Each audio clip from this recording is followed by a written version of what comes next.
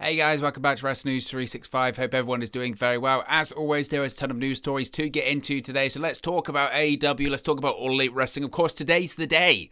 It's AEW All Out Day from Chicago, Illinois, from the Now Arena. We've got you covered here at Wrestling News 365 because we are going to be doing a watch-along for tonight's big event. We're also going to be doing a post-show. We've got match previews coming up today as well. So it's a big day if you're an All Elite Wrestling fan. If you're a pro wrestling fan, it's a big weekend. So like you, I'm very, very excited for what's to come later on today. So don't worry, we've certainly got you covered when it comes to everything All Out and All Elite Wrestling this weekend. We're going to talk about some AEW stories that have been floating around. I'll be completely upfront and honest with you here. A lot of it's about CM Punk. CM Punk has been doing a lot of media ahead of All Elite Wrestling's All Out tonight. As you would expect, it's his first match in 7 years, and we have a little sneak peek. You can see it right there at the gear that possibly CM Punk is going to be wearing tonight at All Out in his match against Darby Allin, because CM Punk is gearing up for All Out.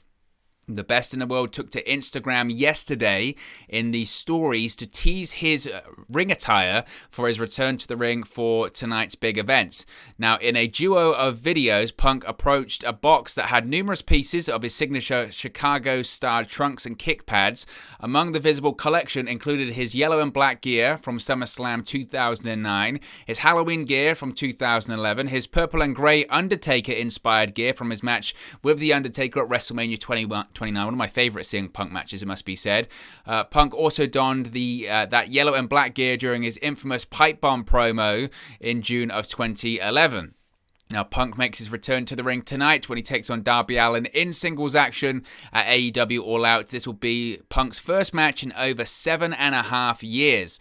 So I don't know, I'll be honest with you, I don't know if Punk is going to be wearing any of this gear tonight or if he's had new gear made or not. Part of me thinks he's probably had new gear made, to be honest with you, but I would be surprised if he hasn't. You know, a lot of the Punk gear, not that it's all the same, but it's the same inspired kind of deal. It's the whole, again, it's the trunks, it's the kick pads, and it's the Stars of Chicago, just in various colors. Some of my favorite Punk gear. This is how you know that you're a big deal, or you're a big star, you're a superstar, you're a big name. Is that people can say their favorite versions of your gear? You know, that's how great it is. My favorite version of CM Punk's gear, to be honest with you, I really liked the Macho Man Randy Savage tribute gear, which is essentially just wearing Randy Savage's gear. It's the whole, was it pink? They were pink tights and yellow kick pads and all that kind of stuff. I really enjoyed that. I really enjoyed his sort of throwback Macho Man Randy Savage gear. As far as the actual CM Punk inspired, Chicago Stars gear that I preferred was my favorite. I did like the Undertaker-inspired one, the grey and purple one that he wore at WrestleMania 29. I really liked the Bret Hart version that he wore, I think was SummerSlam. I think that's SummerSlam 2011, I think, is the 2011. Or was that 2012? It might be 2012, actually. It would have been when he had the triple threat match against Big Show and John Cena. So that was 2012. I really liked that version, the Bret Hart, the pink and black.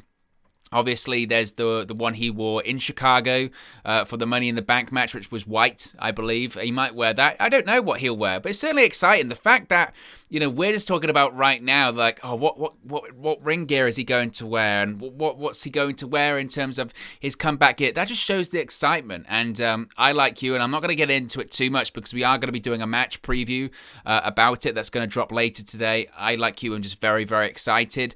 I think initially there might have been some concern of, can he still go and can he still perform at that level? I think what we've seen from him in a limited sense, I mean, it's difficult to judge considering he hasn't been too physical on Dynamite or on AEW television rather in recent weeks. The first time he got physical was this past week on Dynamite. We had the segment and he got attacked by 2.0 and Daniel Garcia, and then of course CM Punk, Darby Allin, and Sting came out and he hit the GTS and all that kind of stuff. So we have seen him get a bit more physical. And I have no doubts he can still go. I really don't. He looks to be in good shape as well. I'm sure he's been training extensively. We know he did a lot of pro wrestling work when he was doing heels as well. That report came out that said a lot of people were actually really, really, really impressed, and it didn't look like he'd missed a step at all. In fact, some people actually thought maybe he's been training way before this. So I have no doubts that CM Punk is ready, and I have no doubts that his match is going to steal the show tonight. Even if it's not the best match on the card, it will steal the show because that's all people are talking about. All people are talking about right now is CM Punk's return to the ring. So irrespective of if the match is just okay or not, people will be talking about that. But it's CM Punk at the end of the day. He has standards. Darby Allin is a good pro wrestler.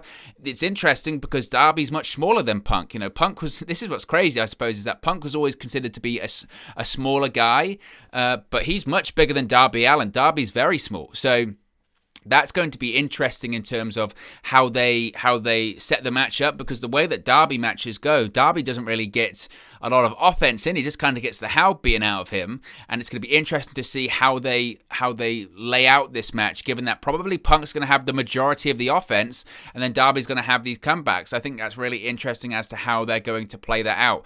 I hope we don't see any interference from Daniel Garcia or 2.0. I think they might potentially go down that route, but I think they kind of implied, didn't they, when it came to Sting on Dynamite. He said, I'm not going to be at ringside. I'm not going to get involved. And most of the time, AEW does tend to play it reasonably straight. So I think, considering it's a babyface match, they're two babyfaces, I highly doubt that they would go in a direction of they have a screwy finish or they have 2.0 or Daniel Garcia come out. So I think it's going to be a straight-up match. And spoiler, I think most people will expect this. I think CM Punk's going to win. So I think that's probably the case for tonight's big match.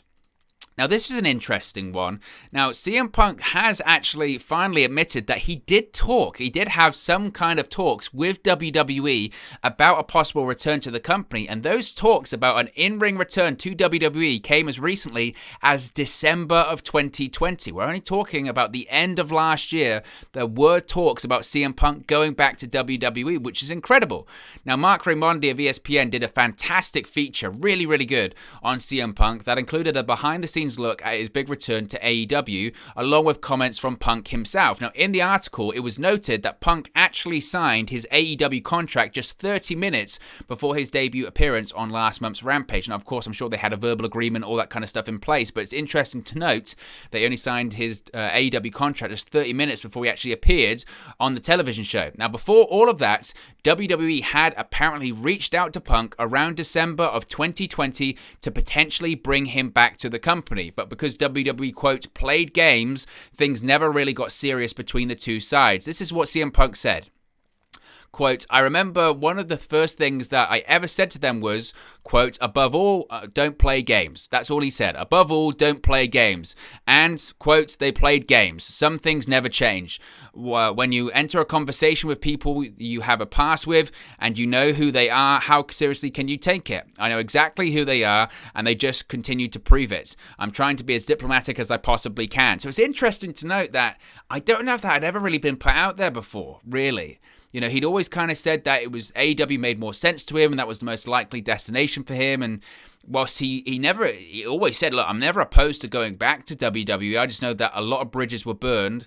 And I haven't even really had the conversations to rebuild those bridges, and I don't know if they even can be rebuilt. So I don't know if I could ever go back there with the history again. This is a company that fired him on his wedding day, and he ended up in litigation against them, defamation lawsuits, all that kind of stuff. But it's interesting to note that they did reach out, and he said, I'm open to it, just don't play games. And what do? Play games. And he's just like, no, okay, done. I'm done with it. Now, it's interesting to note that in this he talks about how and why he signed with AEW. Of course, he mentions the passing of Brody Lee and how AEW handled it. He said, quote, to me, honestly, there's no such thing as the boys. If there was such a thing as the boys, there would be an effing union. And too many times you see people just get so unfairly treated, and there's a whole locker room of people who would be, if it was them, be like, hey guys, help me. And I was one of those people. The business is always going to be the business. It's built the way it is. I will always tell individual wrestlers, you have to protect yourself. You can't expect other people to come to your aid. I found out the hard way. There's other people that it's still happening to. You can be loyal to a company that wouldn't pee on your ashes, shall we say, if you burned alive.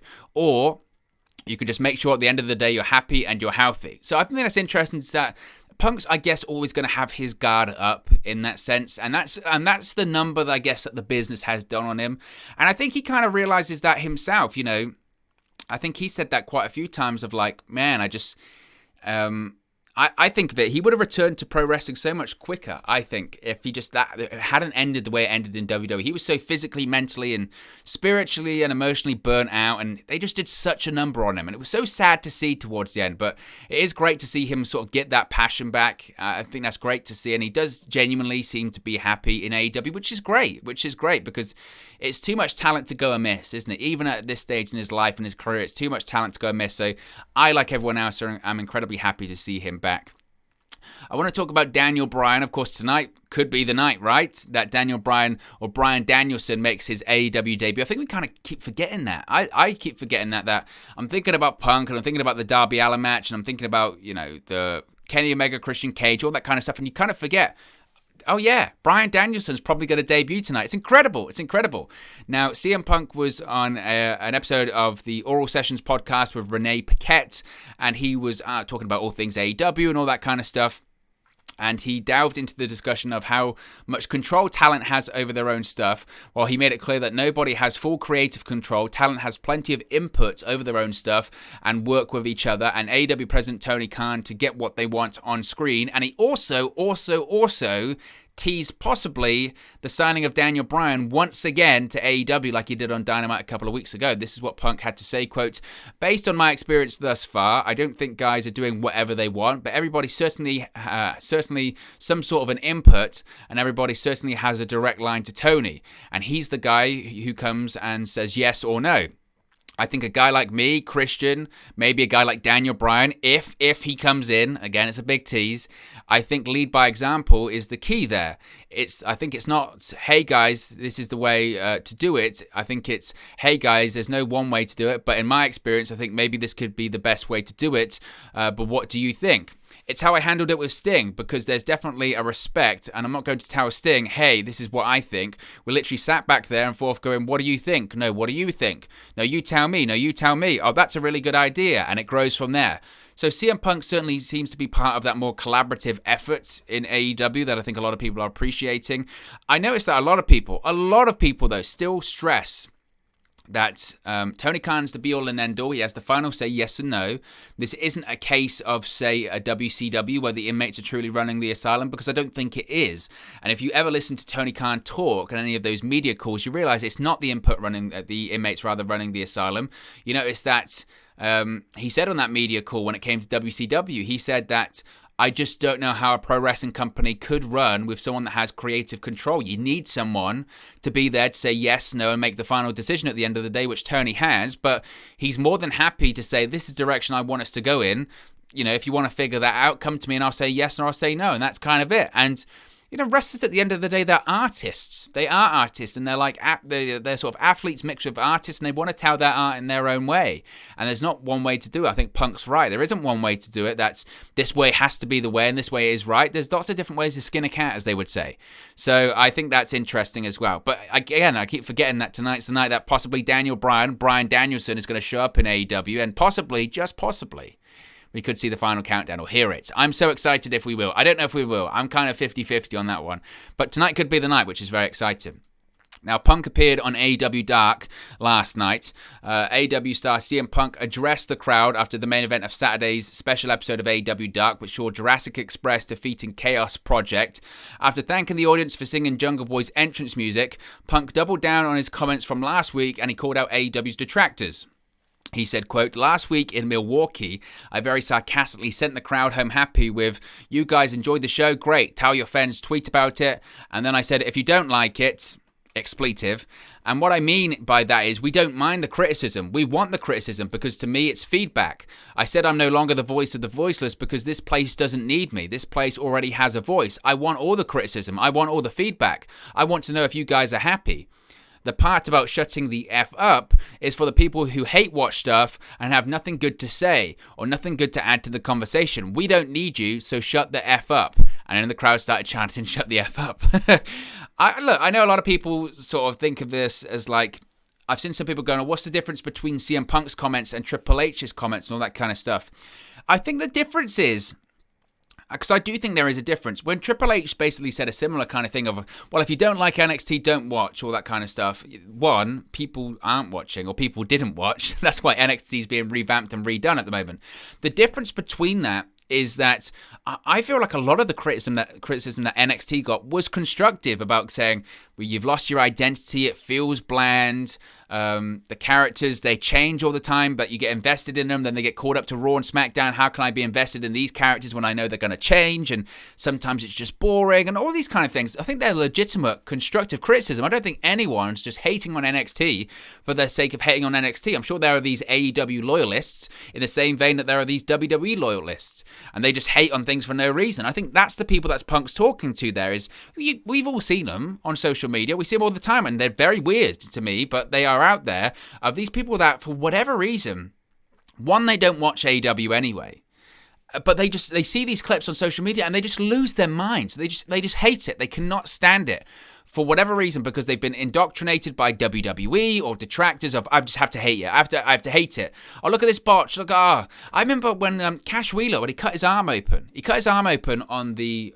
sort of metal bar next to the turnbuckle. It's a freak accident. It happens. He did it, and then there were some people like, Cash, this is why you got to get out of AEW. This wouldn't happen in WWE, which is a safe company. AEW is an unsafe company, an unsafe work environment. Leave. And it's like, what is wrong with you? Seriously, well, honestly, what is wrong with you if you think that's the case? And they believe it. They actually believe it. And I think that's the people that CM Punk's just saying, just shut up, because they're just bizarre people, absolutely bizarre people that are involved in just hating on a product that they don't watch or watching it just to hate on it. Seems very, very bizarre to me, and I can't really wrap my head around it. I honestly can't. Speaking of Punk as well, he spoke about his wife, AJ Lee. A lot of people have been asking, is AJ Lee going to return? Because, of course, CM Punk has returned to pro wrestling. Now, in a recent interview on WAFN's Moose and Maggie, he was asked about AJ Lee. No Punk interview is complete, of course, without her, and a potential turn to wrestling. Punk once again stated her neck injury likely keeps her from making an in-ring return. It's something he would be over the moon to see happen, though. He said, quote, I would love to see it. I get asked that question every single time I do an interview, and I love it. I absolutely love it. I don't think she wants to do it because she's a teeny tiny person and she has a bad neck. I think the shelf life for females in wrestling's a full schedule, is a lot shorter. It's a lot smaller than men. I think she's so focused on what she's doing right now, writing screenplays. She's working on a million different projects, being pulled in so many directions. I think she would probably maybe be receptive to the idea of coming back, but that even can't enter her vocabulary right now. She's so focused on the movie scripts and TV adaptation of the book she's working on. So he's kind of said, look, it could happen. You never know, but it's maybe unlikely. I could see AJ Lee maybe coming back for a match. As far as like a CM Punk kind of return full time, I just don't think that's likely. Again, I recall her having back and neck injuries right up to the end of her WWE career.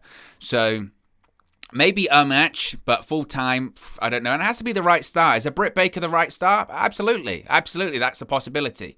But you never know. I mean, she's on better terms with WWE than CM Punk is. Who's to say that she doesn't go back to WWE? I don't know. I don't know. But it would be nice to see her back, obviously. Whether or not it can actually feasibly happen, who knows? Who knows? People said previously that CM Punk returning couldn't happen. And look where we are right now. So anything's a possibility. Certainly anything's a possibility. Finally, we have an update on an All Out match. And a name that's not going to be appearing at All Out is Julia Hart. Julia Hart has been removed from the All Out Women's Casino Battle Royale. Hart was attacked by Nyla Rose and Jade Cargill during last night's special edition of AEW Dark. AEW tweeted, quote, breaking, AEW doctors won't clear Julia Hart to compete at tomorrow's Casino Battle Royale due to the injuries from this attack by Nyla Rose and Jade Cargill early on AEW Dark. It was also announced during the show that Sky Blue will be added to the Women's Casino Battle Royale. It said here that Tony Khan was impressed by Sky Blue's losing effort to Red Velvet and has added her to the match. So 20 of the 21 participants have been revealed, even with Sky Blue being added tonight. The participants include Thunder Rosa, Nyla Rose, Penelope Ford, Jade Cargill, Anna Jay, Rio, The Bunny, Big Swole, Tay Conti, Hikaru Shida, Red Velvet, Diamante, Emi Sakura, Kira Hogan, Abaddon, Layla Hirsch, Kylan King, Jamie Hayter, Rebel, and Sky Blue. Of course, there is the Joker, which is yet to be announced as a surprise entrance, which I think most people assume is going to be Ruby Soho. And given that match, I still think that probably Ruby Soho would win. I think Thunder Rosa could win that match, but I think Thunder Rosa should be the person to defeat Britt Baker for the AEW World Women's Championship. So I think that's probably where they're going together. But I might be wrong. But I think Ruby Soho will certainly be the surprise, and maybe she'll be the winner as well. But look, guys, as always, this is just one man's opinion. What are your thoughts on all of these AEW news stories we've spoken about today? Let me know your thoughts in the comment section below. I'll do my best to respond and reply to all of your comments. Really enjoy interacting with you guys, talking about AEW, Impact Wrestling, WWE, New Japan Pro Wrestling, all things pro wrestling here on the channel. So be sure to get involved in the community, drop a comment below. All opinions are welcome. If you have enjoyed this video, please do smash a like on the like button too. Really just help us out here on YouTube. Got the rankings and get to people's recommendation feeds if they haven't seen our videos previously. But most importantly, if you haven't already, please do subscribe to Wrestling News 365. You can do that by clicking the bottom right-hand corner of the screen right now. Or if you wait a few seconds, there'll be a subscribe button at the end of this video, along with another video for you to watch. Thank you very much for watching, listening, streaming, or having come across this video today. And I'll speak to you again very, very soon. Hey guys, thank you for watching, listening, streaming, or however you come across this video today. Be sure to click on the video on the right there to watch our next video, or click the bottom there to subscribe, or the bottom right hand corner. Thank you very much, and I'll speak to you again very soon.